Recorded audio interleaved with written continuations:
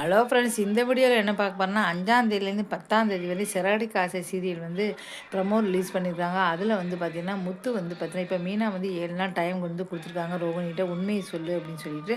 அதே சமயம் முத்து வந்து என்ன பண்ணுறாரு அப்படின்னா அங்கே போய்கிட்டு இருக்காரு. அப்போ வந்து பார்த்தீங்கன்னா ரோகிணியோட மச்சனா அவள் ஒய்ஃப் வந்து ஏறுறாங்க. சரி சொல்லிட்டு ஃபோட்டோ ஸ்டுடியோக்கு போகணும்னு சொல்கிறாங்க. சரி நான் கூட்டிகிட்டு போகிறேன்னு சொல்கிறாங்க. அங்கே என்ன ஆச்சு அப்படின்னா அந்த ஃபோட்டோ ஸ்டுடியோவில் ஒரு ஃபோட்டோவை கொடுத்து இதை வந்து பார்த்திங்கன்னா உங்களுக்கு ஃப்ரேம் பண்ணி தாங்க அப்படின்னு சொல்லி சொல்கிறாங்க. அப்போ தான் அந்த ஃபோட்டோ எடுத்து பார்க்குறாரு. அதில் ரோகிணி என் தம்பி தம்பி பொண்டாட்டிங்கிறாங்க. அடப்பாவமே, இது யாருன்னு கேட்குறாங்க. இவ பேர் கல்யாணி, இவ தான் என் தம்பி பொண்டாட்டின்னு சொல்கிறாங்க. இதை பார்த்துட்டு முத்து வந்து அப்படி சாக்காராரு. அடப்பாவமே, ரோகிணி வந்து ஏற்கனவே கல்யாணம் ஆயிடுச்சு, அதாவது கிறிஸ்துன்னு ஒரு பையன் இருக்கான்னு சொன்னேங்கிறாங்க. உடனே வீட்டுக்கு ஓடி வராங்க. அப்பா அப்பா அப்பா எல்லாரும் ஓடி வாங்க அப்படின்னு சொல்கிறாங்க. இதுக்கப்புறம் வந்து வசமாக மாட்டிட்டாங்களா இல்லை இதெல்லாம் கனவா அப்படிங்கிறத பொறுத்திருந்து பார்க்கலாம். இதுக்கு அடுத்து சுட்டுமுடி சுடரே அப்படிங்கிற சீரியலை வந்து பார்க்க போகிறோம்.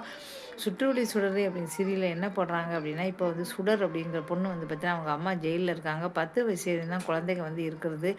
இப்போ 10 வயசு ஆயிடுச்சு அப்படின்னு சொல்கிறாங்க. உடனே ஒரு அண்ணனோட அட்ரஸ் கொடுக்குறாங்க. அங்கே கொண்டு இவ்வளோ விட்டுருங்க அப்படின்னு சொல்கிறாங்க. சரி சொல்லி சுடர் வந்து ஜெயிலுக்குள்ளே இருக்காரு. எதையுமே பார்த்தது கிடையாது.